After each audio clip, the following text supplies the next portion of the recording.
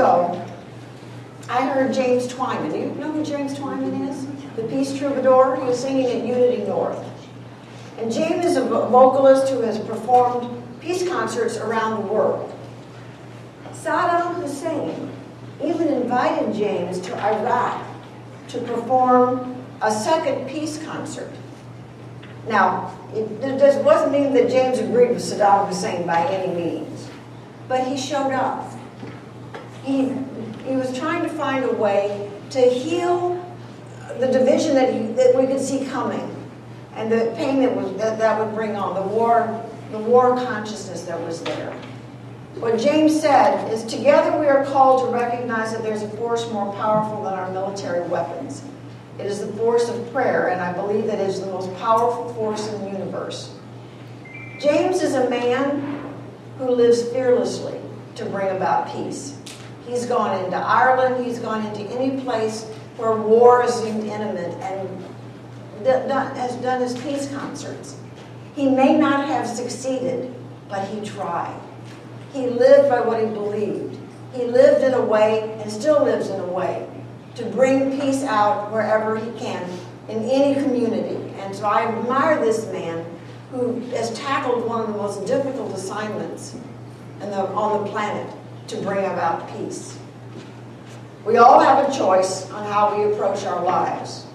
We can live in fear, being afraid of anything new or different in our lives, or we can live in joy, embracing the changes that our lives bring to us.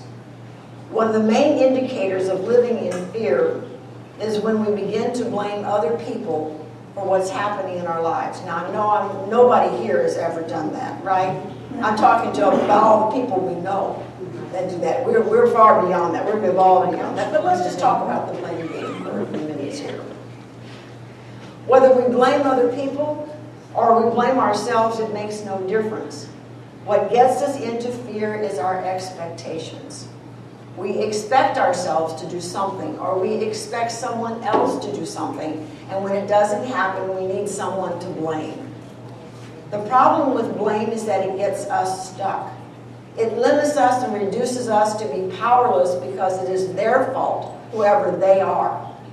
You know, I remember someone told me the story that Jesus is the only son of a Jewish mother that exceeded his mother's expectations. So, since we're aspiring to live as Jesus lived, we need to pull back from this blame game that it's somebody else's fault, or if it's our fault. If it's our fault, then we can go into another wheel of fear to protect ourselves so nobody will find out. So we need to find someone to pin it on or hang it on, to absolve ourselves of this. Either way, we shut out any real positive action because we've gone off and used the blame game. And that doesn't resolve anything. If we're not blaming, then we're finding excuses. It's the old dog ate my homework scenario. There used to be a tennis commercial that William Shatner did. I don't know if you saw this, but I always loved it. He said, if my forehand doesn't work, I know it's because I don't have the right tennis shoes. If my backhand doesn't work, I know it's because my socks don't match. If my overhand smash doesn't connect, it's because I don't have the right kind of sunglasses on. Excuse after excuse after excuse. It's another way of just moving into fear. And I always thought when I saw that commercial was maybe you need to find another sport or practice your tennis more. But we're all guilty of that because we don't want to feel the pain. We don't want to feel the fear. It's just so easy to blame it on something or someone else. Complaining is just the same venue as using excuses. People complain because they expect someone else to take care of the situation. And I know we all play it. Why doesn't the city do something about this? Or why didn't the boss do something about that? You know, complaints keep us, again, stuck. It doesn't resolve anything. What is missing in the action to solve the situation is what we're missing when we're looking at blaming people. I remember when my stepdaughter came to live with us for a while. I mean, can you imagine a 13-year-old suddenly appearing on your doorstep? I always said I felt like I was starring in a play, but I'm in the second act. and I have no clue about what happened in the first act. So I was literally feeling my way along. She had been raised in a totally different home environment where screaming was common, where anger and a lot of blame and all of that. We worked with many therapists, just trying to resolve this and how we can be as beneficial to Rachel as we could be. When I began to complain about some of her habits, the therapist stopped me and gave me a wonderful piece of advice. She said, pick your battles. Pick one thing, just one, that I really wanted to invest my energy in to help her make a change and be consistent about it. Multiple things was just complaining, and Rachel would shut me out on everything. And I think she was right. If the situation was reversed, how many of us don't want to be nagged about things? What do? We just shut down. It's like we're doing everything wrong, and we can just take we take it all personally. It doesn't solve anything. I was going to need to put my time and energy into helping Rachel make just one change, whatever was the most important for our family unit. I needed to pick carefully what I wanted and I did let everything else go. There's a wonderful example of how to get unstuck from the blame game in a little book that I've just loved. It's called The Corporate Mystic. Have you ever heard of this book? It's a wonderful little book about how spirituality can work in the corporate environment. And so here's a little story that I'd like to share with you.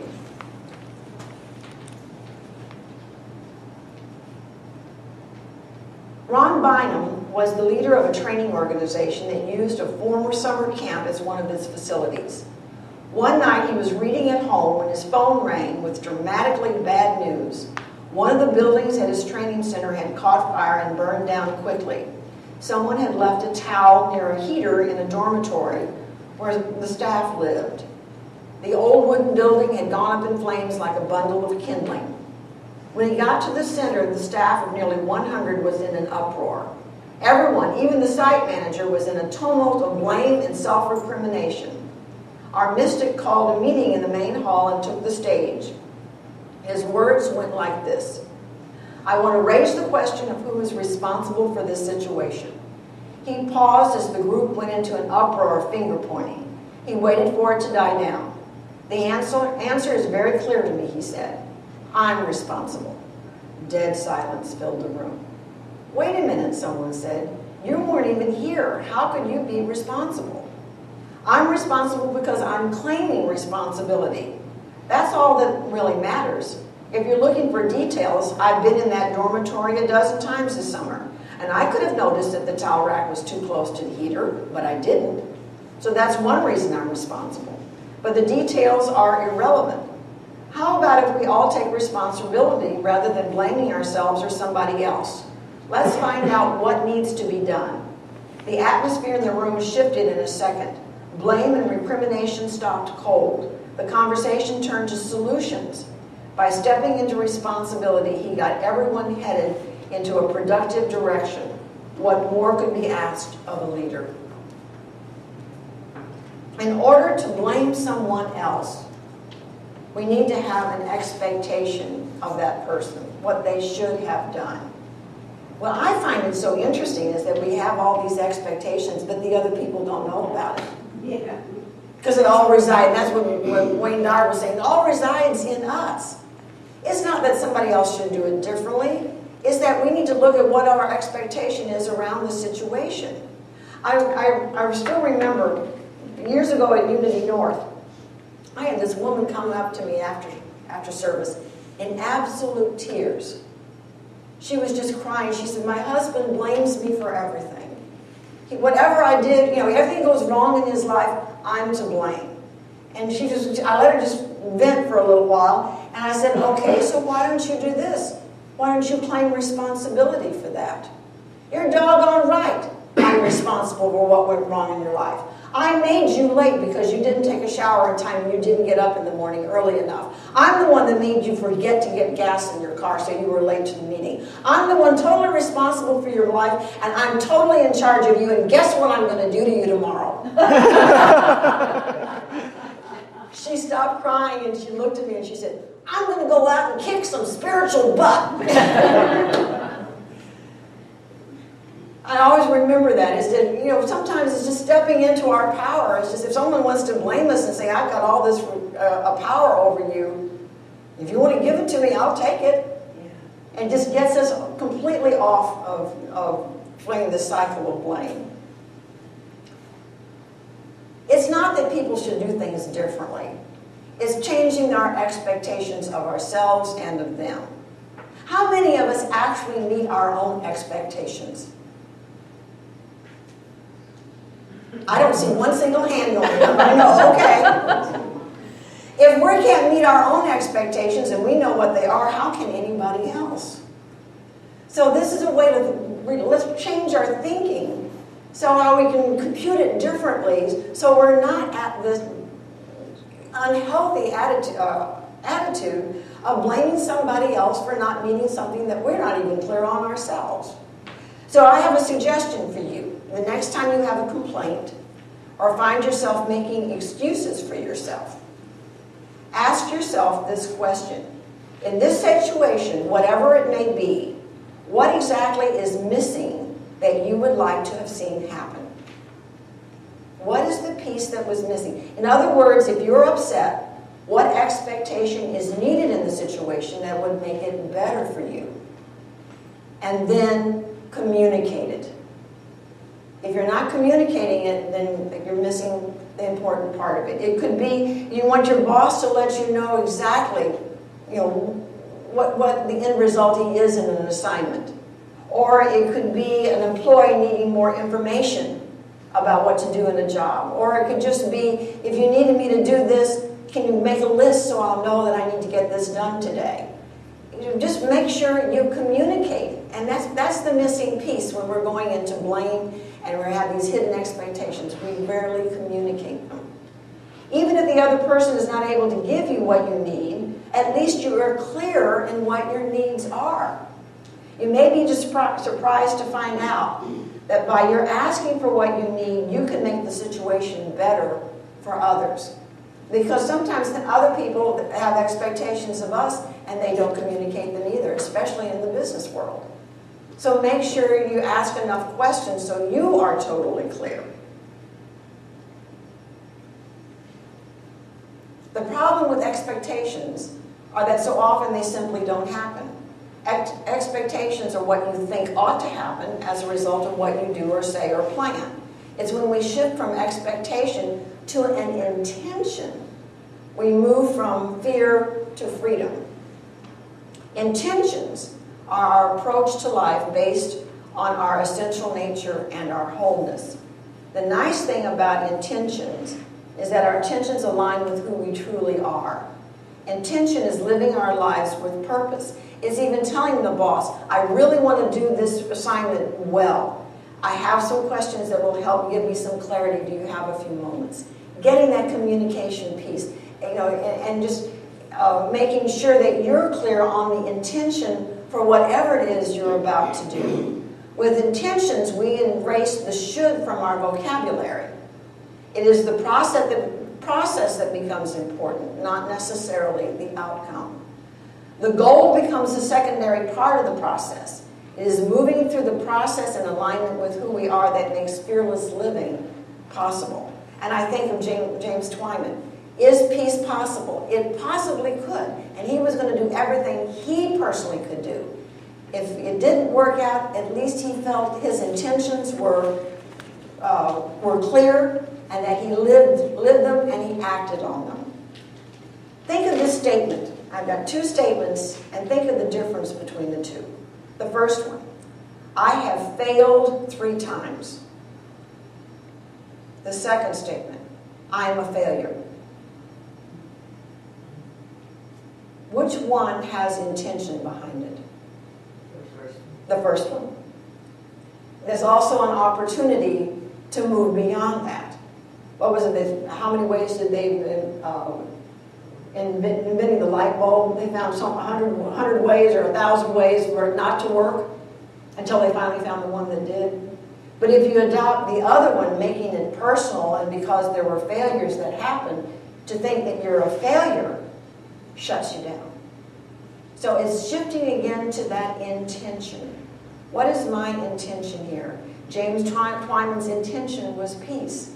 Did it work? No, but he sure tried. And sure got people thinking about peace. The intention with the first gives us that opportunity to move beyond the experience. The second statement collapses the ability to move anywhere. Well, we're going to go through some changes as a spiritual community. And in my experience, and I've said this to several people as a minister, I've been part of 2 churches that have looked on their years living having their services in a storefront, in a building, as some of the best years of that church. I mean, Unity North looks fondly on those years that we were at Johnson Ferry. I was up at Unity of Gainesville, and we had a storefront there that we just dearly, dearly loved until we had to move out. I don't know, do you all know the history of what happened at Unity of Gainesville? Let me share real quickly with that. They had been happily living in a storefront, and they had concerts, coffee houses. They just loved living, a little bookstore. They loved living there. And then a fundamentalist church bought the property. And since they were not aligned theologically, they kicked them out. Talk about abandonment issues. Well, the story hit the newspaper, and one of the Episcopal ministers of a small Episcopal church asked his board, do you think we can ask them to join us? So for 2 years, we were at an shared Episcopal church having our services at noon after their services were all over. And they talk about a loving community. I mean, I think the Gainesville community needed some healing and needed some love. And that Episcopal church really provided both. And we were there, and in that meantime, we were able to put money together to buy property and build our own church so that we would have a place that no one could kick us out of. And it took us a couple of years, and that's when I came on, right when we were doing, I'd just come out of the building process at Unity North and went right into another building process up in Gainesville. But at least that was still fresh on my mind, and I knew how to do it. But our expectation is that and our intention was that we wanted to be safe. We wanted to be in a place where we would have autonomy about where we are. And we're kind of going through a little of that here. But it also worked out. Because we still looked at those years in the storefront as being precious, but we also looked at those years that we spent with the Episcopal community. I mean, our 2 churches were grieving the loss, because when we would come in, they were all hugging us and welcoming us, and it really was joined at the hip. And so for 2 years we were just loved on, but then it was time to move out, and we really felt the disconnect. But we lived happily ever after up in our church building up in Gainesville. But we set the intention, and we carried through on it, and people were there to love us and support us in the process. And I see the same thing happening here. Amen. I see it happening here. That we're going to look back on our years that are coming up on us now with fondness and appreciation. That we're going to have, this is going to be fun as we find our new spiritual home. Think of the possibilities. Everything is possible right now, and we will find a way. As we look for a new church home, I expect to have an intention to find a place that we will always think of as the best and the most fun years of our spiritual community. These are the years I see ahead of us. And we have choices for ourselves. We can fill ourselves with blame and regret, as we can look forward with intention to have the best years as a spiritual community, or even as just our lives.